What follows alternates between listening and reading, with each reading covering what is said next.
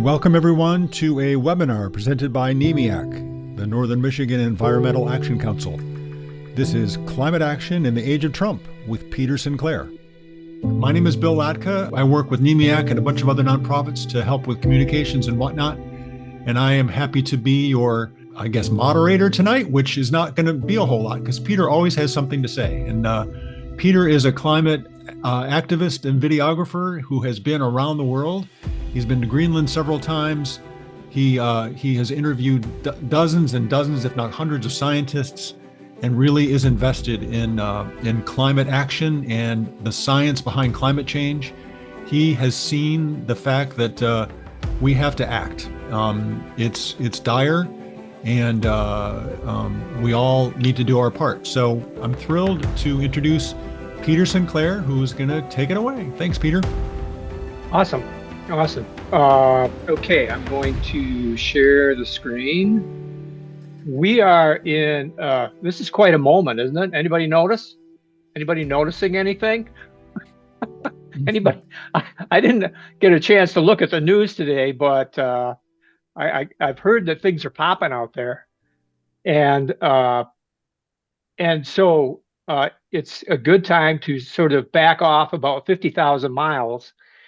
And if you zoom way out from planet Earth and kind of squint at it, some of the big focus things that one of them that you see mentioned here is the arrival of the US's largest warship off the coast of Venezuela.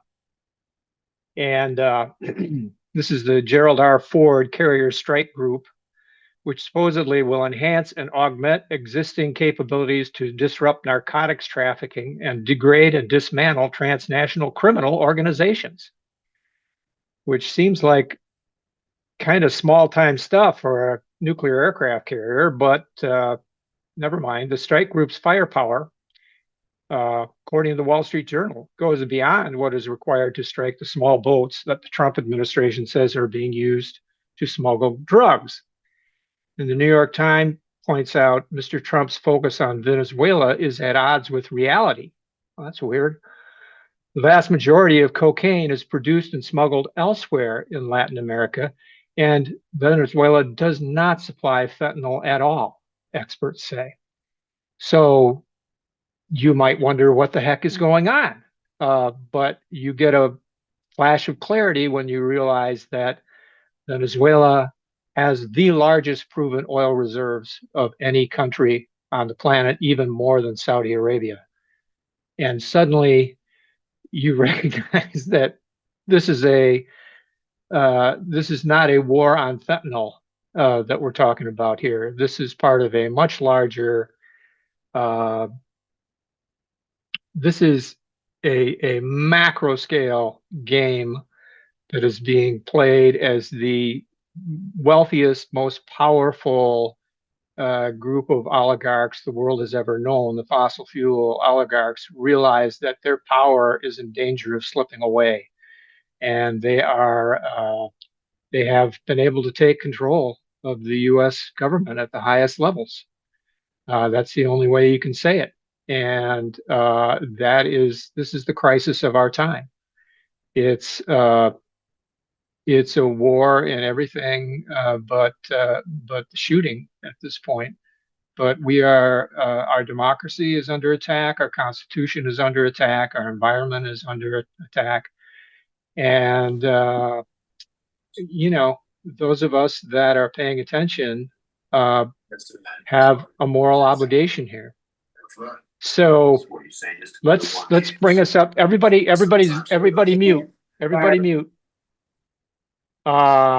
So just to bring us up to date, as far as greenhouse gas emissions, it's 10 years since the Paris Agreement. So 2015, Paris Agreement, there was an idea that we could keep the planet to 1.5 degrees centigrade above pre-industrial warming. That's out the window. But we have lowered the estimate for what pathway we're on by the end of the century. And so we were on a pathway that was going to take us to about 3.5 or 4 degrees. Now we're on a pathway to 2.5 or 3 degrees, 4 degrees would be an utter Mad Max Beyond Thunderdome catastrophe. 2.5 to 3 degrees, definitely trending in that direction. But my hope is that if we can bend that path as much as we have in the last decade, perhaps we can bend it even more. And there's reason to believe there is some reason for hope, but only if we work at it. Global temperatures continue to rise because we can continue to pump out carbon, uh, and we'll talk more about some of those effects. As a country, the United States carbon emissions are trending downward, which is good. So we've been managing to grow our economy and cut our carbon emissions. So you know, bully for us. We're not doing it fast enough. We could potentially do it faster, but we've got some momentum. China even has CO2 emissions have been flat or falling for 18 months. And if that holds, if they have peaked their CO2 emissions, then they will have beaten their Paris goals by 5 years. So that is significant. And a similar thing is happening in India as well. So uh, there's room for hope in the developing world, and we'll talk more about that. Now, the last time that I met with this group, we had just been through this massive disaster up in northern Michigan, an ice storm beyond living memory, and caused a whole lot of damage. And we'll talk some more about the implications of that. But you may have read recently that pursuant to Project 2025, additional federal aid for that storm has been officially denied. So there was an initial tranche of aid that didn't get approved until July, but did get approved. But then subsequent to that, the administration has denied aid for utilities, housing damages, and disaster-related losses and long-term infrastructure repairs. So that's some pretty expensive stuff. For instance, Prescott Gas and Electric, which is a relatively small electric co-op, is having to rebuild their entire transmission grid, which will cost them $150 million, and their ratepayers will be hung for that. And this is a ongoing around the country and an example of why electric bills are going up, and we'll discuss more. Meanwhile, we got into the summer, and if anybody thought that the poison air disaster that we first really saw in 2023 was some kind of a temporary situation or a one-off, that hope was probably extinguished this summer, as we saw right at the 1st of June. It was back, and the fires are burning in northern Canada, in Manitoba, and Saskatchewan. We know why, because the winters are shorter, the snow is melting sooner in the spring, which means when the hot weather arrives, the forests are drier, much more susceptible to fire when there's a dry spell or a hot spell. And the number of thunderstorms, convective storms that produce lightning, has increased in the northern latitudes. And so the potential for starting fires is greatly enhanced all over these forested areas. And these fires are, you may have noticed, are getting closer and closer and closer to the eastern part of North America. And those lightning strikes are getting higher and higher in latitude. Scientists are now observing lightning strikes within about 32 miles of the North Pole. So these changes will continue until further notice. Just a few weeks later, I was up in a remote area on Lake Michigan with my son, taking a bit of a retreat. And this was end of July. And I was checking air quality around the world at that point. There's an air quality index. A good to normal reading for places in Michigan would generally be about 20 to 25 on a clear day. On this particular day in Jakarta, Indonesia, it was 156. In Detroit, Michigan, it was 157. In God's country on the shore of Lake Michigan, it was 181. And my son and I were hiking around with 40-pound packs for 3 days. And actually, about 2 weeks later, I found myself in the emergency room with an irregular heartbeat, which turns out is something that happens after bad air events. Uh, Within a few weeks, emergency rooms visits spike for cardiovascular and lung-related uh, pulmonary events. And I've had a number of subsequent tests, which have all, passed all with flying colors. So I truly believe it's quite possible that being in that bad air was a significant inflammatory challenge for my system, and as it would be for just about anybody. So the Michigan that most of us grew up in is gone forever. And these places that are sacred to us, places that we can retreat to and repair to and heal, are now no longer predictable insofar as whether they're going to be as friendly and as healing as they used to be. So we're going to have maybe not so bad years and then worse years, but we're not going to have really good years going forward. That's a permanent change. And I was speaking to my son recently about this. We didn't talk about it too much while it was happening, but both of us were processing a lot of grief, just observing this happening right in front of us and feeling the weight of that loss that is permanent and serious. And I want to believe that people are feeling that and getting it, but among our politicians, I am hearing a whole lot of this sort of brain dead, blame Canada uh, messaging, which is unproductive and wrong.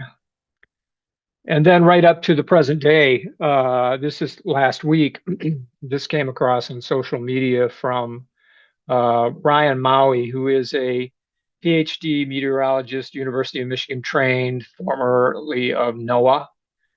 Actually not known as any kind of a climate alarmist. In fact, quite the opposite. Many of the scientists I know get a little impatient with Ryan from time to time for being very conservative.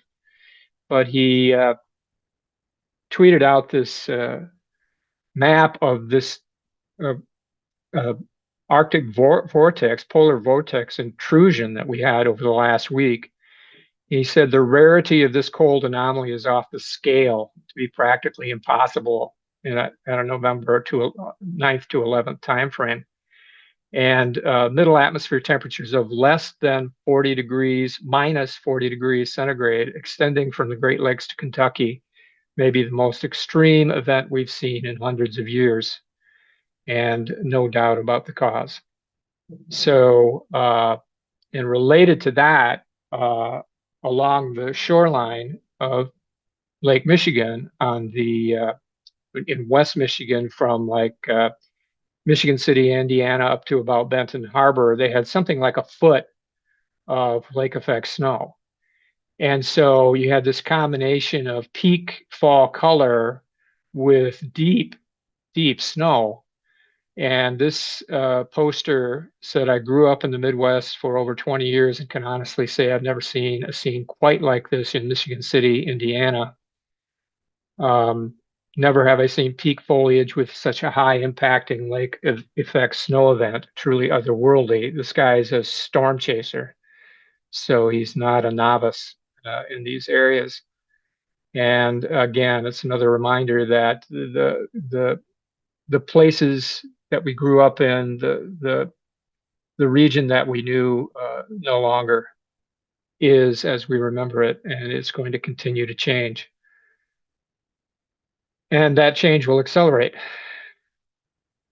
I thought this news item seemed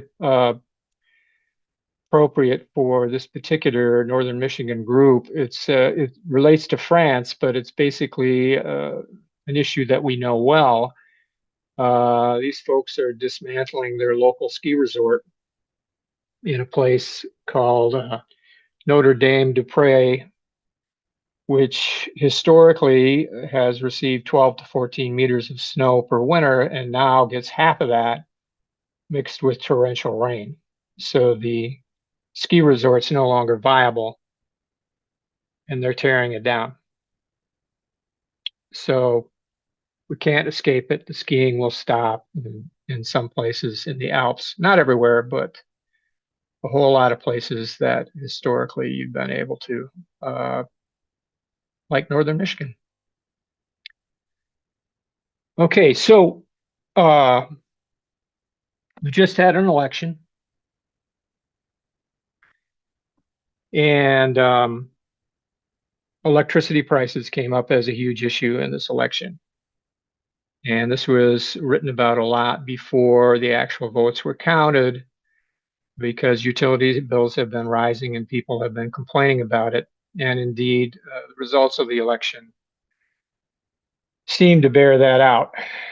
In Virginia, Governor-elect Abigail Spanberger made clean power, including renewables and offshore wind, central to her campaign. And in New Jersey, Mikey Sherrill pledged to declare a state of emergency over rising utility costs,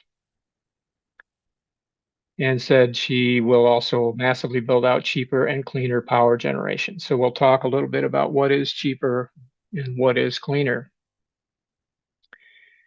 Here in Michigan, the Wall Street Journal reported that ratepayers are paying $615,000 a day because we've been ordered by the federal government to keep a 70-year-old obsolete polluting coal plant, the J.H. Campbell plant in Holland area, open, despite the protestations of the utility and the local regulators that we don't need it.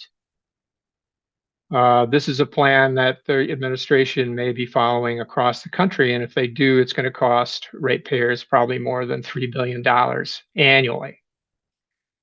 This is Garrick Rochow, who is the CEO of Consumers Energy.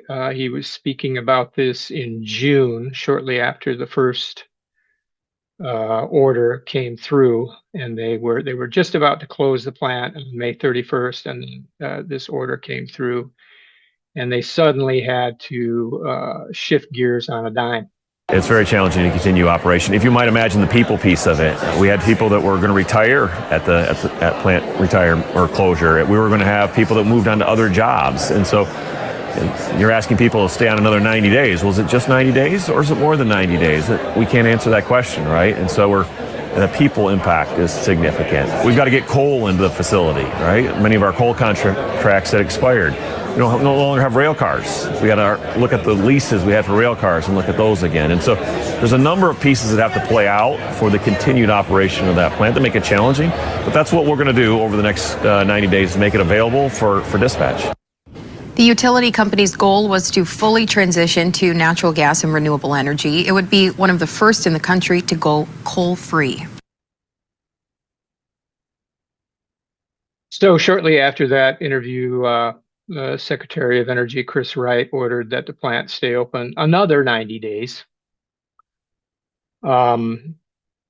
This is an administration that claims to be made up of business people, and they apparently don't understand that it's hard to run a utility on 90-day increments, but that seems to be what they're doing.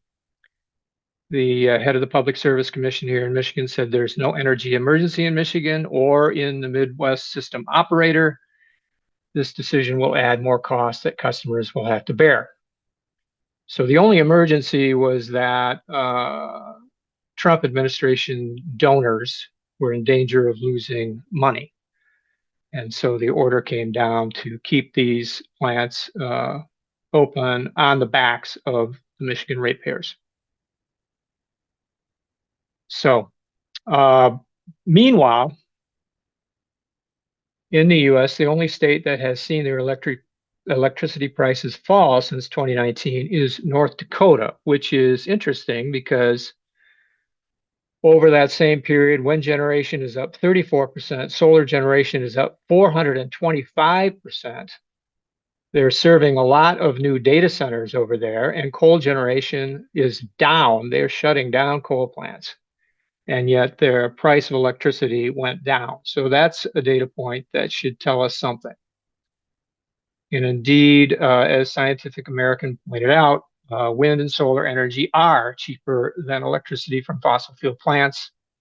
Onshore wind, $37 to $86 a megawatt hour. Utility scale solar from 38 to 78. Natural gas from 48 to 109. So Trump, the Trump administration, having appointed Chris Wright to be Secretary of Energy. Chris Wright is a fracking executive, because of course he is. And you can imagine that their solution for everything having to do with energy is more fracking and more gas and more oil. But it's going to be tricky because gas prices have always been volatile, and they're going to be more volatile in the coming years. We shipped about 14 billion cubic feet of natural gas a day in July. We're on track to double that by 2030.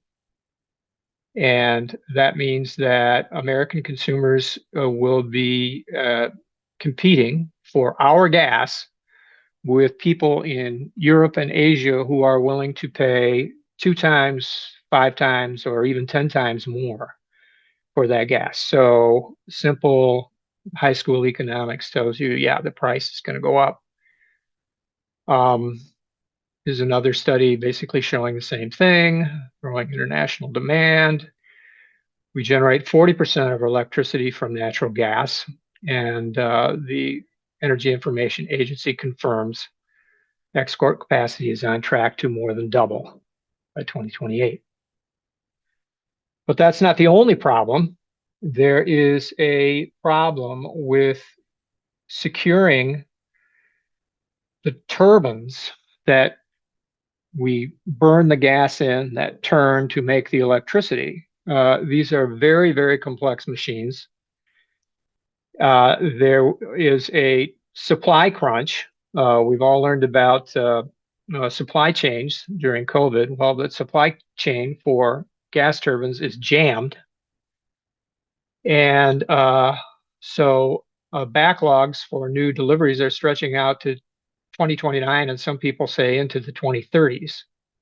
So if the demand for electricity is rising, and it is, there's not going to be much help from gas turbines anytime within the next 5 years. In part, this is because there was a big investment in gas turbines back in the 2010s, and that crashed during the last Trump administration, in part because of the rapid uptake and the competitiveness of renewable energy. And these same builders are not interested in overextending themselves again, because some of them almost went bankrupt last time around. So, and as far as nuclear, the buzzword is SMR, small modular nuclear, and the Financial Times, which isn't exactly a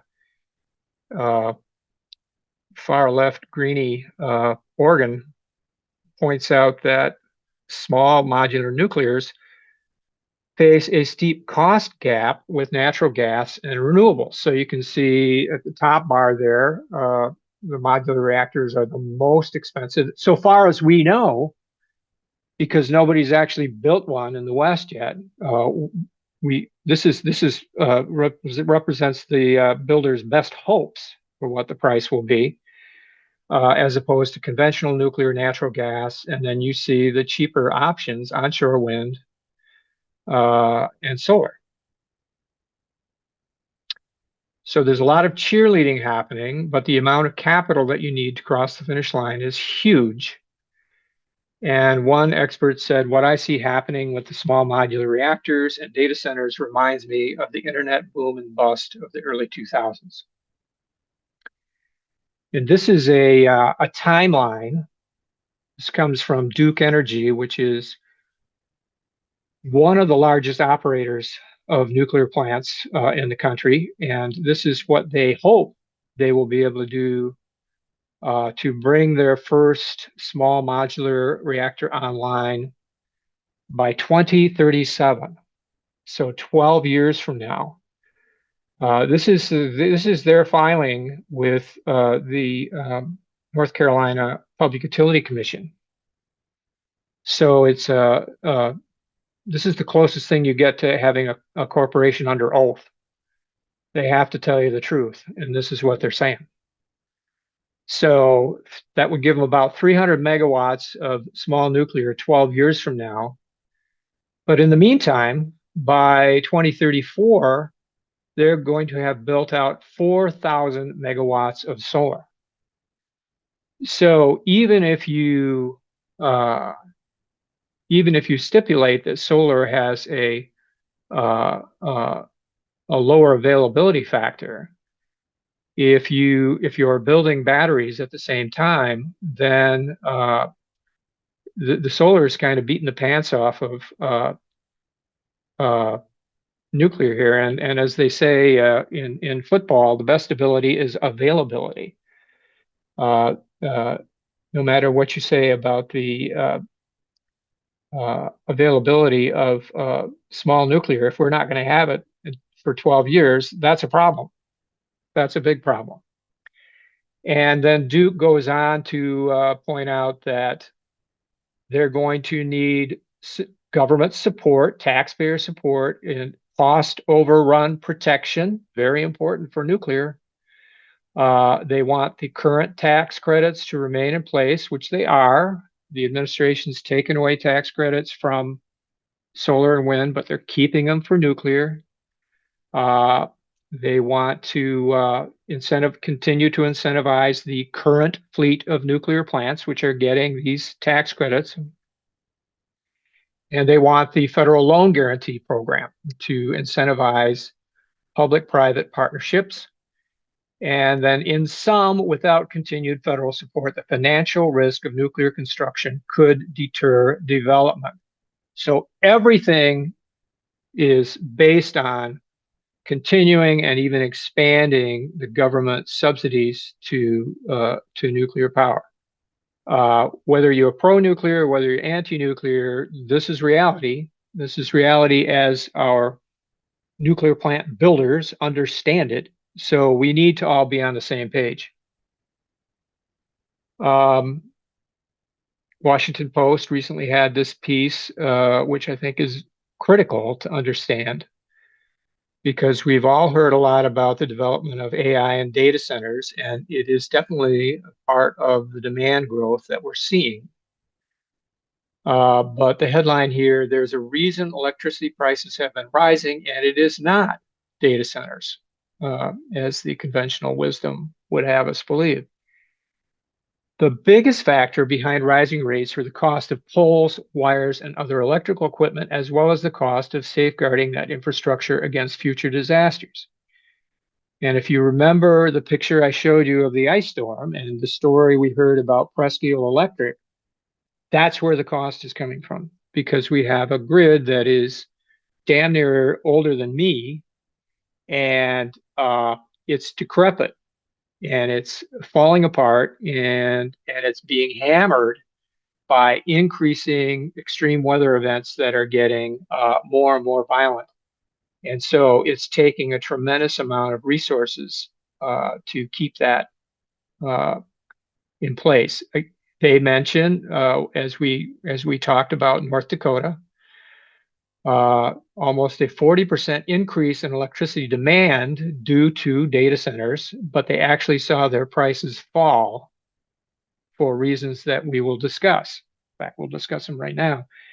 That's a pretty interesting stat because they saw an increase in demand and they saw a bunch of new data centers, but they saw prices fall. So how does that work? Well, the way our grid is built is we build enough generation to meet the demand on those days, like when it's 95 degrees and we're having peak load, the hottest day of the year. Everybody's got their air conditioner on. We have to have a grid that is built out to meet that level, but you only need that about 2 weeks out of the year. The rest of the time, you've got all these power plants and wires sitting idle. You still have to pay for them, but you're not generating income to help you cost that out. So if you can get a couple of new customers on the grid, like a data center, for instance, and they will be using some of that slack capacity and paying into the pot, then you get to spread that cost over a larger number of customers, and theoretically, everybody's costs can come down. More power customers means more ways to divvy up those fixed costs.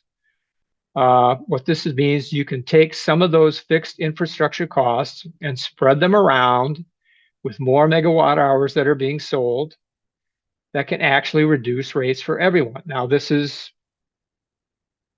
been demonstrated in North Dakota. It requires some regulation. It requires some planning, but it can be done. And just to reinforce that, this is a interview with a utility executive, basically talking about the same process here. To accommodate this growth, what kind of generation do you think will add over time? Well, look, let's kind of go to the underlying facts. About 80% of the time, a third of the generation, not just in PJM that I'm familiar with, but pick your ISO, pick your region, is sitting on the sidelines, not being operated. And that's because we have a really peakish system. Most of the time, we don't use nearly all of its capacity.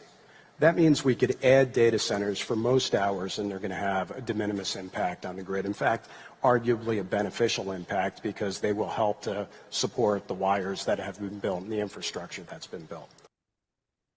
Okay, so that's an important concept, and I just reinforce that with some graphs here. The blue line and the red line are transmission and distribution. Transmission are those big wires you see along the highway that are carrying big loads of power.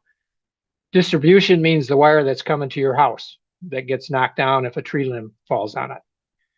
But the green is the cost of generation, which has been going down as a fraction of generation since we've been building out renewable energy over the last decade. So that's pretty impressive and important to keep in mind.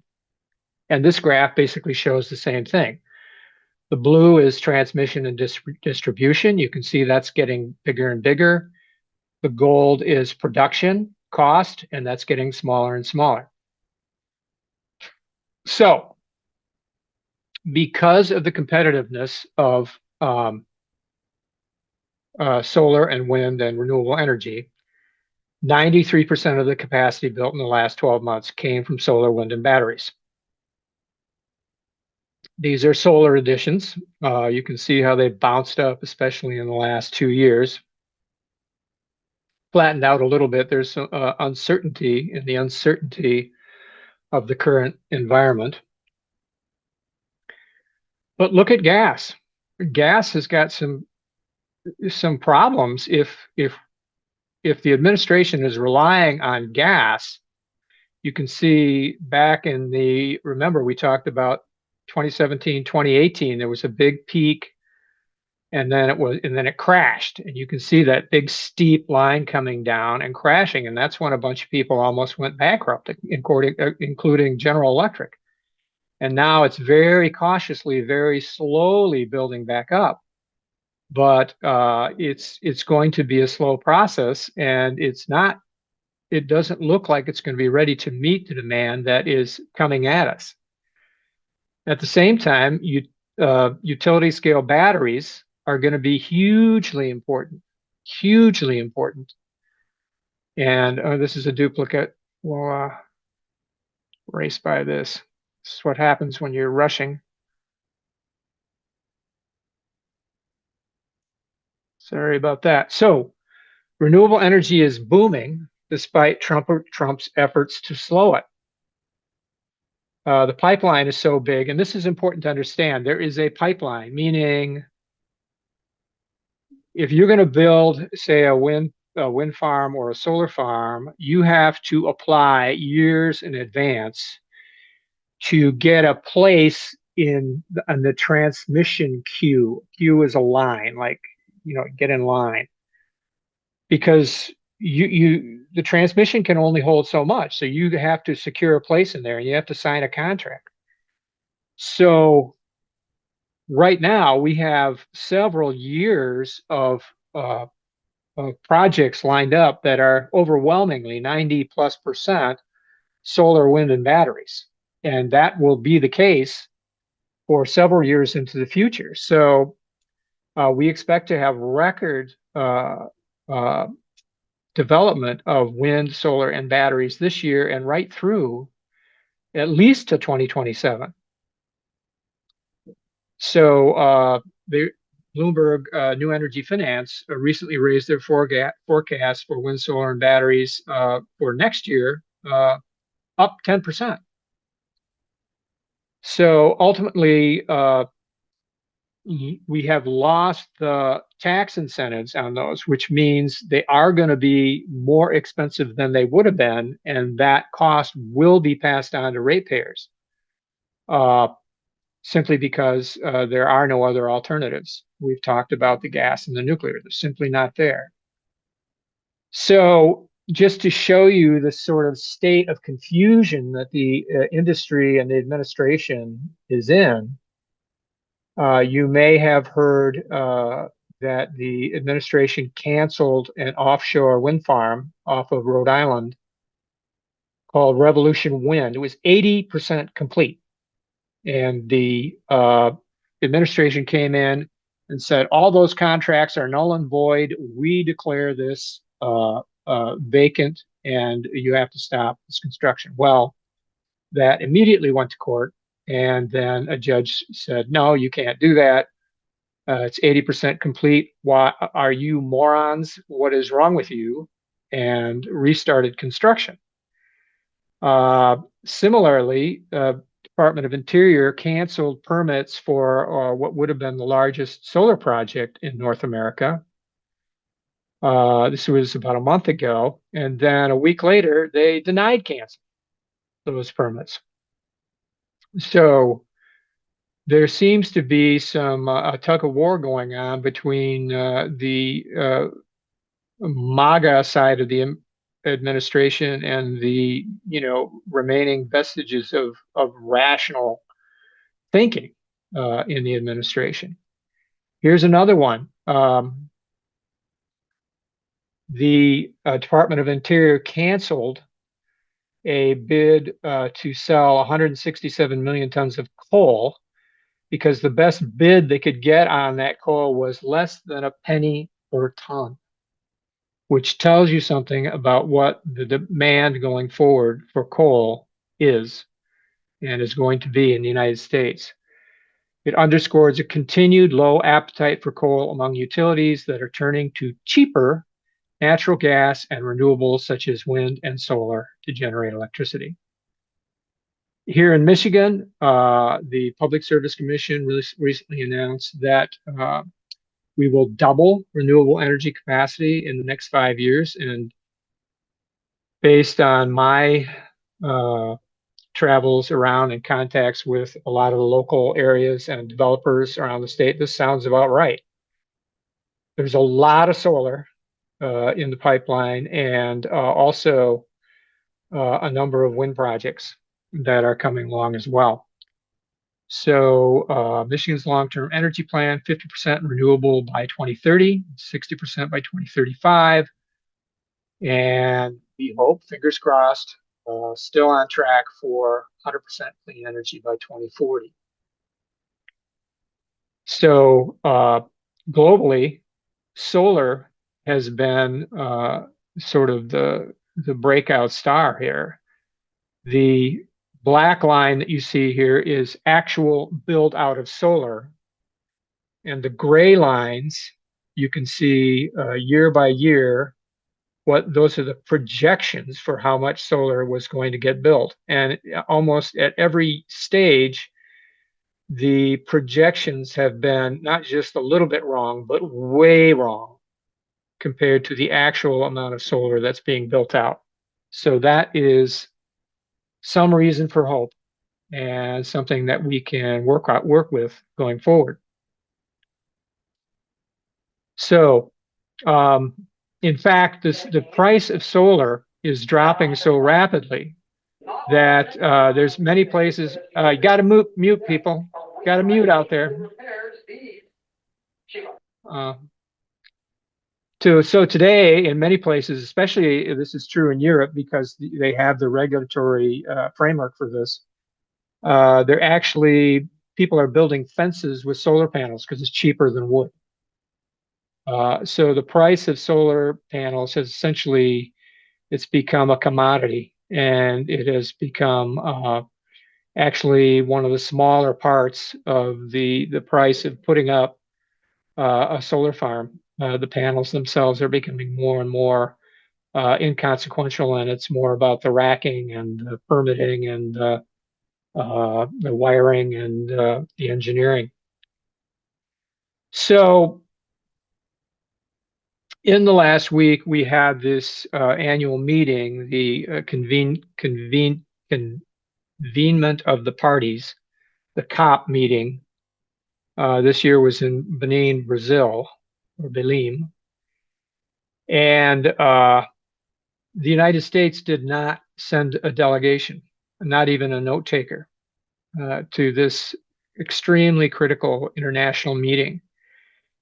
And as a result, this might go down in history as the year that China broke out as the leader of the global economy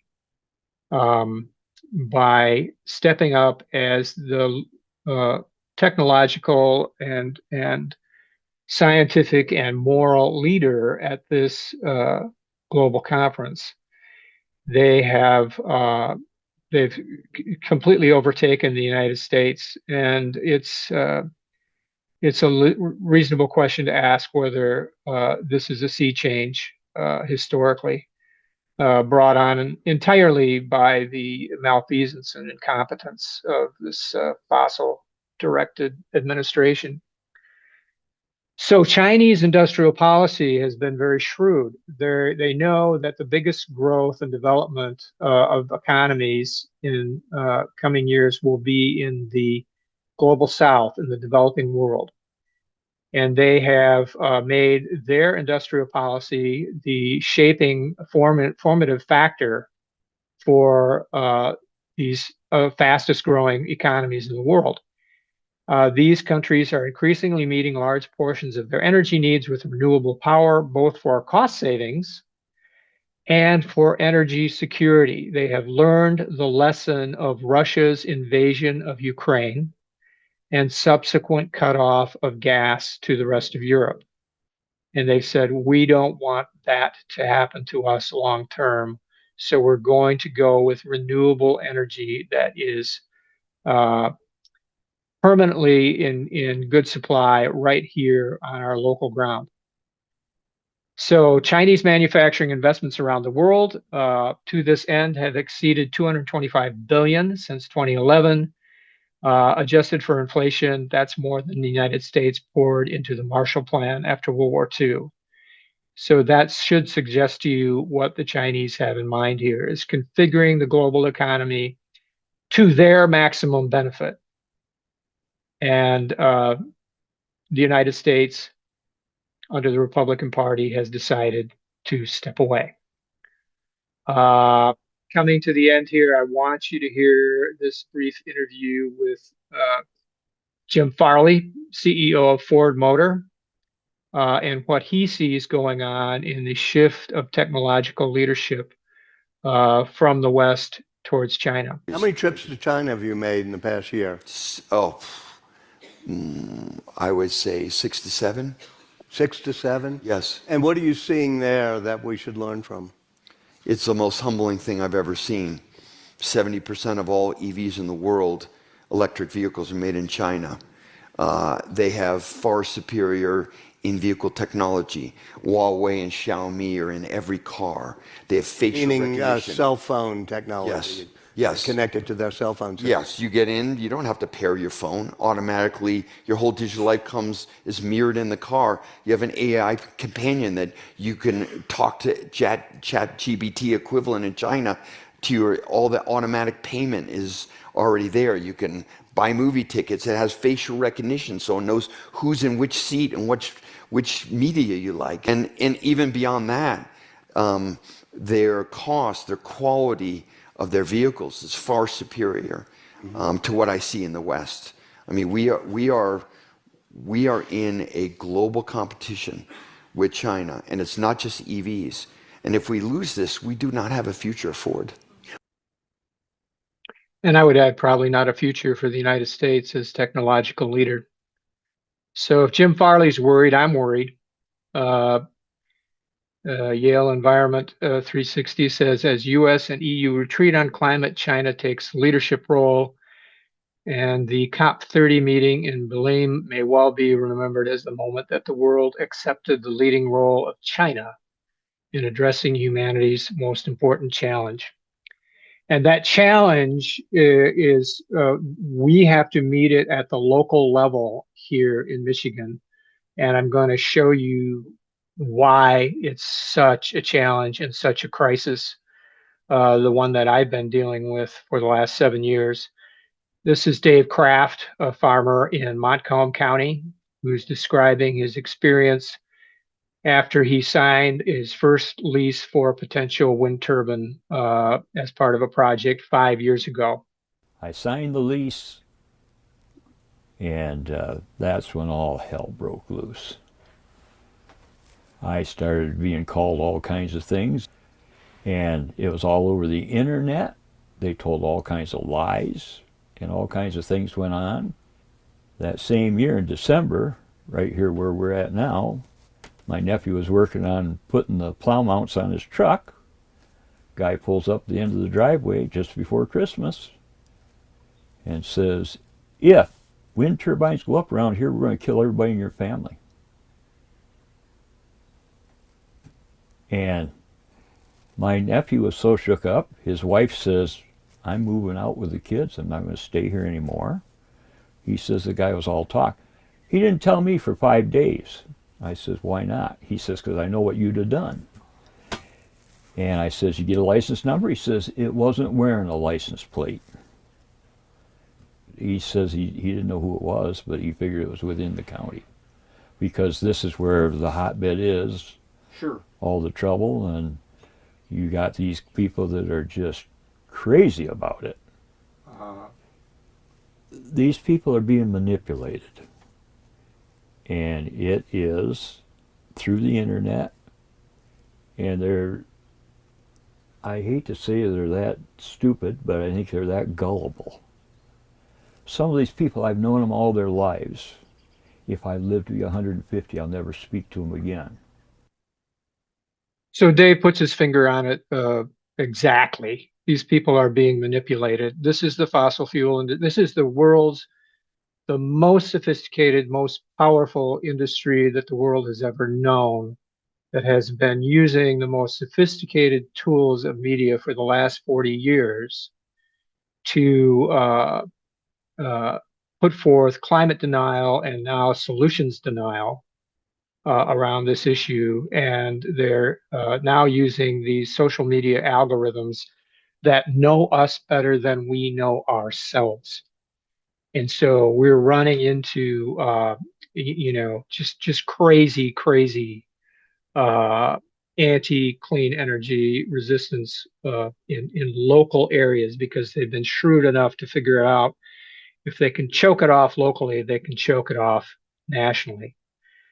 So my motto is local, vocal, and don't back down.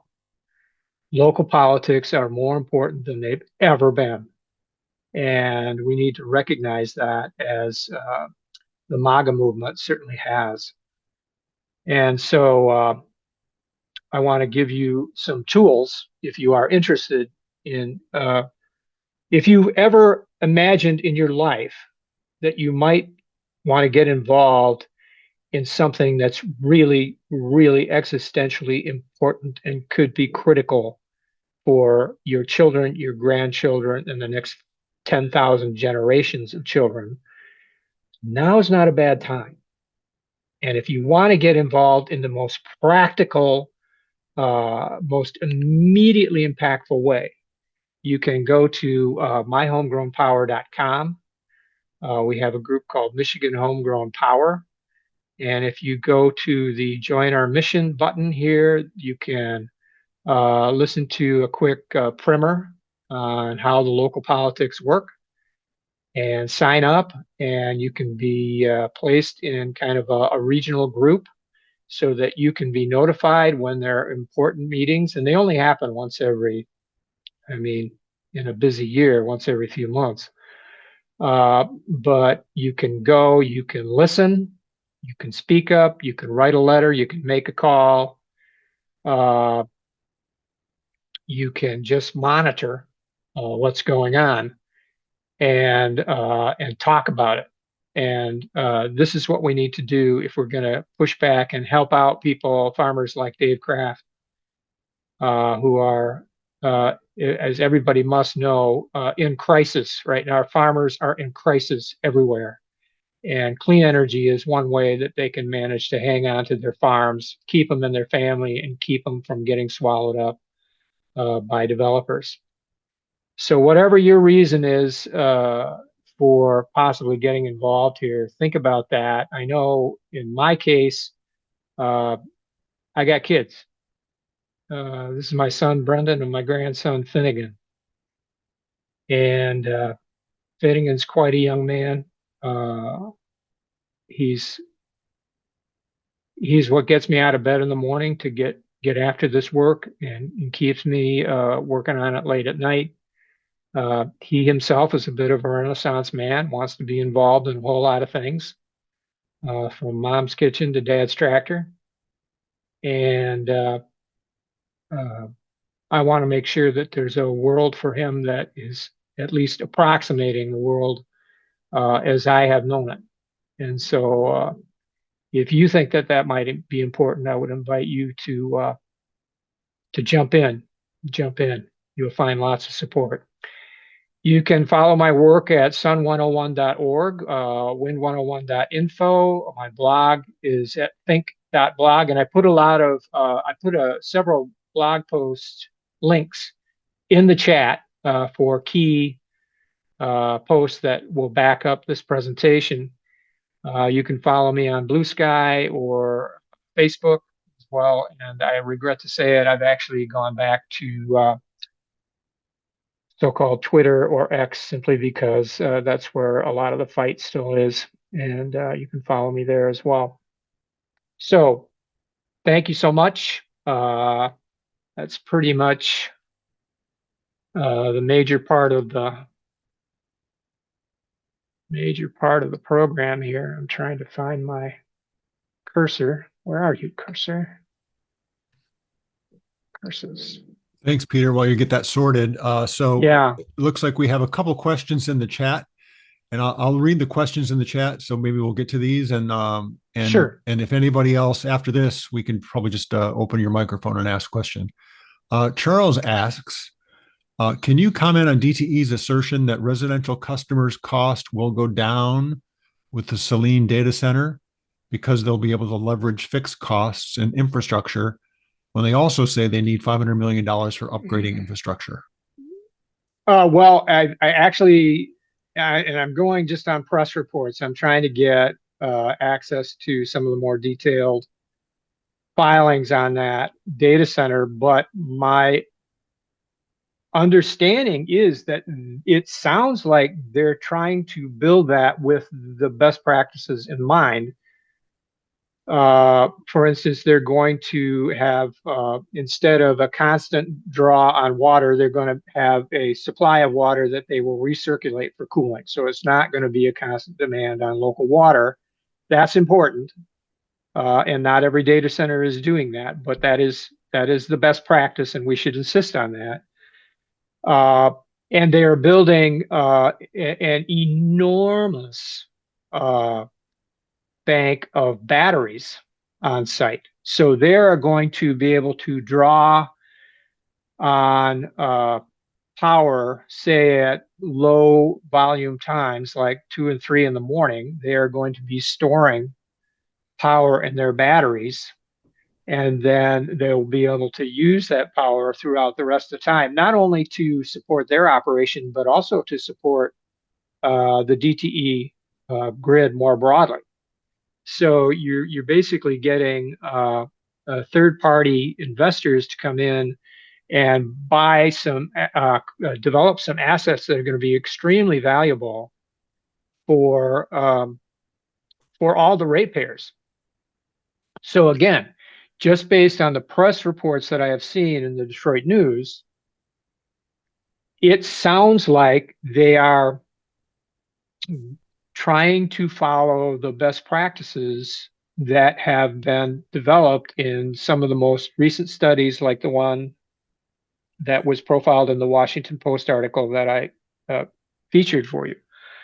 So more information needed, but I first of all, it will be hard pressed to have these data centers are going to be built.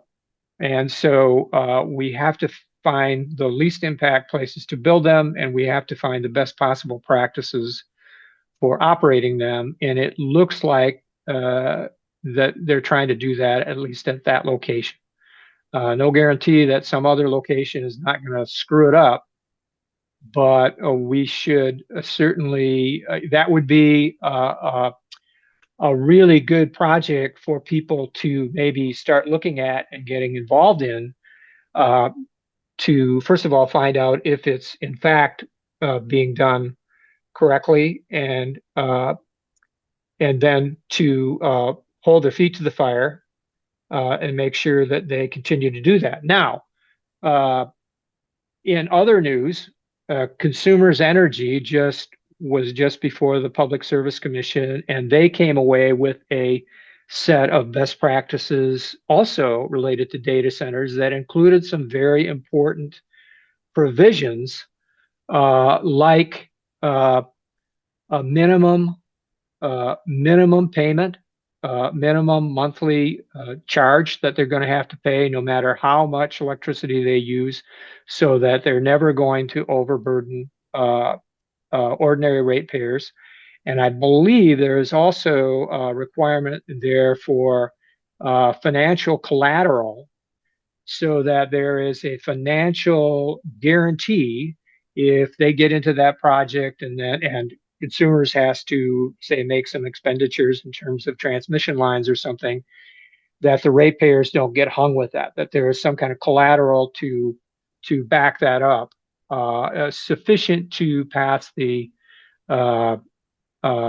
screening process of the Michigan Public Service Commission, which I suspect was fairly stringent. So there's a lot of work being done to try to get out ahead of this, and it's I'm hopeful and fingers crossed that we can find a way to do this so it becomes a net positive on the system instead of a negative. So that's what I know so far. Yeah, there's a lot of misinformation and a lot of just unawareness about what these data centers mean. Right. So it behooves yourself to take it upon yourself to look it up. Before I read this next question, I just dropped in the chat a super funny TikTok that you guys should watch. It's regarding data centers. It really it's more fun than it is informative, but it brings up all the issues that are being discussed, and then it really makes you think. This TikTok. So the Awesome. next question from Cindy. She believes that Governor Newsom is attending COP30. What can states Correct. do to make a difference on the national level? Well, I had to cut it off somewhere. I was going to include some video of Governor Newsom because I thought it was essential that someone like him show up. And some people like him, some people don't like him, but he's meeting the moment uh, at this time, and thank God for that. So, as the leader of, as he likes to say, the world's fourth largest economy, he showed up to provide some leadership and provide some representation for the United States and to assure people that at least some of us haven't lost our minds and we're still prioritizing these issues here in the United States. States can do a lot. In fact, so this is where we're at right now. The federal government is not helping us very much. So the action is at state and local level, and this is I cannot emphasize to you enough how important these local actions are at the township and the county level, but also at the level of supporting your local legislator, because a lot of the legislators are under major attack because we passed in Michigan a set of siting reforms for clean energy in 2023. Those came into effect at the beginning of this year, and they are making an immense difference in our ability to get these projects cited, because the roadblocks that were being set up at the township level in particular have been frankly illegal. They're just illegal. And so what the legislation says is, no, you can't break the law. And if you do, we're going to give that farmer and that developer another pathway to go around you to the Public Service Commission, and then we'll consider your permit at the Lansing level. But the Michigan Zoning and Enabling Act is the controlling legislation. It's very clear. It is perfectly clear that you cannot make an ordinance to zone out a legal use of land, such as a solar farm or a wind farm, at a township level. You cannot do it. And so we've had to pass this legislation to kind of make that a little bit clear, because the Zoning and Enabling Act doesn't really have teeth.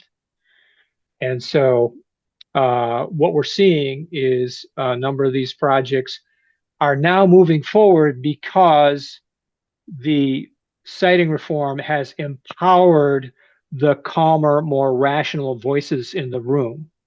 And there are plenty of those out there. There are plenty of local officials who know that they still have to fill the potholes and buy a fire truck and support sheriff patrols and the library and senior services and garbage collection. And they don't have any funds to do that. And these projects can not only keep the farmers in business, they can keep these townships from falling into just chaos. So plenty of room at the local and state level to help out. But those two things, getting involved at your county and township level, but supporting your local representative or state senator with encouragement and good information. So, My Homegrown Power is a resource for that. So tap that, use us, let us help. David and Ann, I see you have your hand up. Before I get to you, there's just one other related question. Mark was asking, in Southeast Michigan, they have impossible legal barriers to creating community solar power systems. So that's really more of just, you need to, it's not necessarily legal, but it's got to be, you got to inform your legislators, right? Community solar is there. Solar comes in. You can think of it as three buckets. One bucket is the solar panel that you put on your house. Okay. And we have 50 different states and 50 different approaches to regulating that and monetizing it. The next bucket is what you would call community solar. So these would be, anything from 50 kilowatts to a megawatt, or 4 or 5 or 10 megawatts, relatively small places in, an odd field here or there, or a brown field or something like that. And we don't have a solid controlling regulatory structure at the state level yet to make those predictable and attractive to developers. So a lot of those projects are just not getting done. And then the other bucket is the large scale solar, utility scale solar. So these would be your 50 megawatt, 100 megawatt, 200 megawatt projects that will take, hundreds or even 1,000 acres in some cases. And we need those very much as well. And those are the ones that are most clearly codified in law as to, who is responsible for what and who gets paid and all this kind of stuff. So that's sort of the growth tip right now, that utility scale solar. We need more support at the legislative level for a codification of community solar and also small scale solar. So like if I have if I want to put solar panels on my roof, I should, at the present time, it's set up so that a certain percentage of customers can be reimbursed at an attractive rate for anything they generate more than they need. But I think it's either 6% or 10%. Which is a lot of people, and we're going to be a few years before we reach that level, but it's still a relatively small percentage that is really allowed under the current legal structure. So we need to And that's work the state to, law, right? that's state law. That's yeah. state law. And it's going to change. We know it's going to change because the technology is going to force it to change, because the cost of solar and the cost of batteries in particular are getting so inexpensive that is going to empower more and more first, large and medium users, but then smaller and smaller users to opt out of the grid for at least part of the day. And utilities kind of know this, and they're trying to figure out, okay, how can I, what's my play here? They have some legitimate concerns that they are responsible for maintaining and upgrading the transmission grid that we all rely on, and they want to make sure that they are not losing revenue to a bunch of riffraff who are then bugging out of the grid and not helping the rest of us. So potentially, you could have certain number of solar users, early adopters. Once it gets to a certain percentage, then the grid maintenance burdens falls disproportionately on other people, particularly low income people. So that is a concern. And so this is something that we're going to have to fight about. And I'm not aware of any. There's other states that I'm sure do it better than we do, but nobody has pointed me to a particular state that does it perfectly that should be the model for everybody. So a lot more to learn on that. Got it. David and Ann, what's on your mind? Oh, you got to unmute. And you have to unmute first. There you go. There you go. Peter, as usual, you've inspired us to carry on and keep trying to do what's needed. And I love having you every 6 months or Apologies. so to keep us informed and keep us inspired.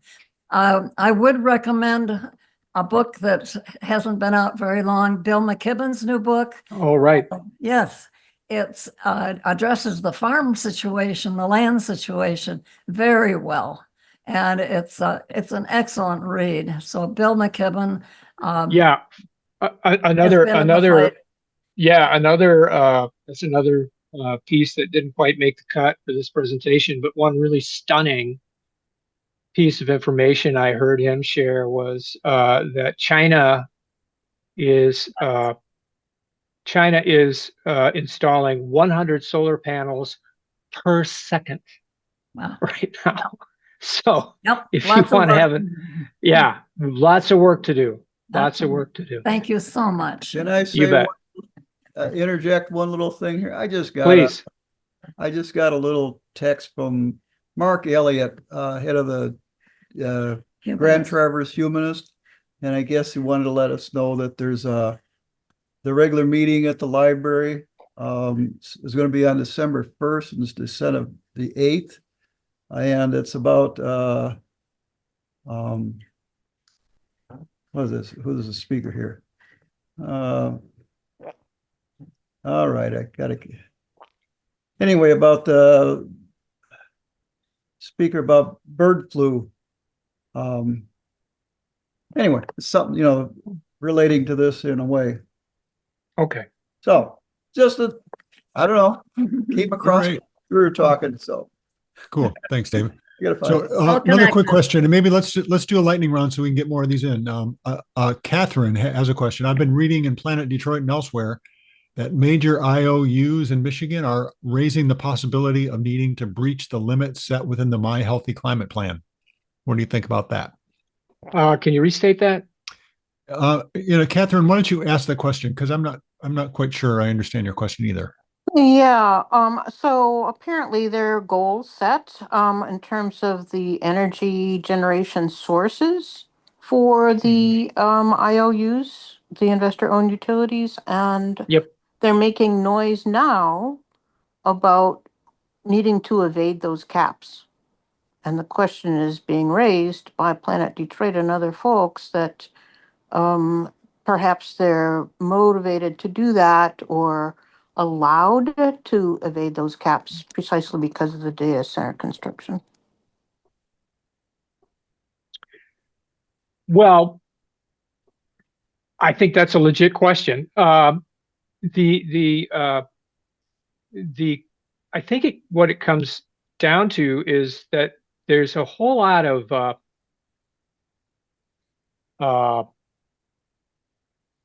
funky information about how many data centers we're going to have. And somewhere, again, this got left on the cutting room floor, but I saw, you remember that graph I showed about how the projections for solar were off, by a lot? Well, the projections for energy demand and for data center demand have been off by similar amounts, and they've been like skewed high, and this happens because developers who are shopping around ideas for data centers they'll make an application for essentially the same project in several different regions or utility regions or jurisdictions or system operators, understand? Because they're not sure which one's gonna hit. And then the utilities are sort of they have a sort of an incentive to take every one of these proposals and go to their public utility commission and say, hey, look, we're getting word about all of these potential projects here that we're going to have to meet. And wow, that's how are we going to do that? And then and like I heard one particular anecdote was there was a region in Virginia, I think, or the Mid-Atlantic area, where the prediction was that 5 or 10 years out, like 90% of all new demand was going to be data centers. Which doesn't pass the smell test, but it's sort of an artifact of this process, right? And at the same time, there is an idea that every one of these data centers is going to have a dedicated gas turbine generating power for that facility, which, I heard a discussion. There's a very, very good wonky podcast called Open Circuit. And the most recent discussion on there was on this topic. Very smart guy, Jigar Shah, who used to be director of the Department of Energy Loan Programs Office, one of the most well-informed observers anywhere. And he said, remember, 30–40% of the grid is slack on any given day. And batteries are cheap and getting cheaper. So rather than building a gas turbine, which is not available, into your data center, you can buy batteries and use those batteries plus what's available on the grid to balance out and cover yourself for your usage. So some of the projected demand for gas turbines might also be a somewhat vapor kind of projection as well. Do you understand? Oh, yeah. So We can hope so. it may be that the utilities are going to run into some big problems meeting the demands of the My Healthy Climate. The more and better work that we do at the local level, siting solar and wind and batteries, the more likely it is they're going to be able to meet those quotas. If the data centers turn out to be as huge a fiasco as some of the most pessimistic projections might say, then there could be a problem. But it doesn't have to be true, and it will depend a lot on how we meet the moment, and the moment is now. Yeah, that's all fair. The objections to the data centers are founded on a number of different grounds, not just energy use, of course. So that's something to think about. Since I have the floor, let me add one thing, since this topic came up already. Regarding Bill McKibben's new book, Here Comes the Sun. I'm the co-facilitator of Third Act Michigan, and we had a member in Third Act Michigan lead a study group over several weeks. It's just about to end. We're likely to do it again. And if folks are interested in joining that sort of thing or in working with Third Act Michigan, drop us an email at michigan@thirdact.org, and I'll put that in the chat. Michigan Homegrown Power is doing great stuff, so I'm glad. I would be. I and Michigan Homegrown Power would very much like to hear from people in Third Act, because we need seasoned sage heads, calm, rational, experienced people to join up with this, and anything that I can do to support your effort, Sweet. Please let me know. Yeah, I'll drop the email in the chat again. Thank you. Thanks, Catherine. Hey, so we just have a few minutes left here, and we've got a few questions. So maybe just do this quick, answer this quickly, Peter, if you could. Annabelle is wondering what the farmer did about his wind turbine application after his family was threatened with violence. Well, he's not alone. There've been that was one story that was extreme but not unique. And so I've been doing a lot of work in Montcalm County, and you can see some more of my interviews from there at wind101.info. But the siting reform is going to have an effect there, and the developer I know hopes to take that project into the state process and make it happen. I could talk for hours about what's been going on in Montcalm County, but what is important and the reason that it's critical that we get involved at our state legislative level is that we have an election in 2026, and if we're going to keep those siting reforms, it is critical that the Democrats hold at least one of the legislative houses and or the governor's seat. And so I am more optimistic following last week's election that will be possible. And in the way that the current administration continues to just debase itself, I think we might have an even more lopsided result a year from now than we saw last week. Fingers crossed. But it's going to take a lot of work and a lot of commitment, and this is no time for people to bail on the Democratic Party, as frustrating as they are. You know, that's the vessel we have. That's the boat that we're in.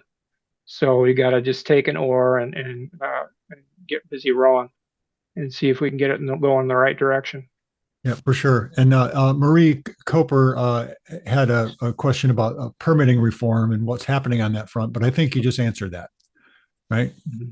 Okay. And then Marie also dropped a couple meeting ideas in the chat if anybody wants to take a look at that. So I think we're reaching the end of our time here. I really appreciate you all for hanging out. I just wanted to give a quick plug. Some of you may know that I work with the Oil and Water Don't Mix campaign. I was one of the co-founders. We have a big webinar that so far over 500 people have shown up. We've got a great panel next Tuesday evening. I just put a link to it in the chat.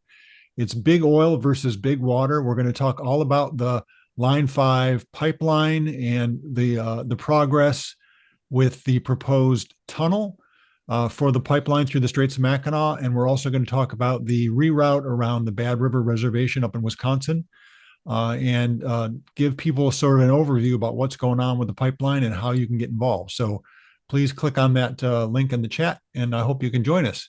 So let's all give it up for Peter Sinclair and all this great information. It was just absolutely terrific. Thanks for hanging in, guys. That was a lot. All the time that you put into it, Peter. It was really, really worthwhile.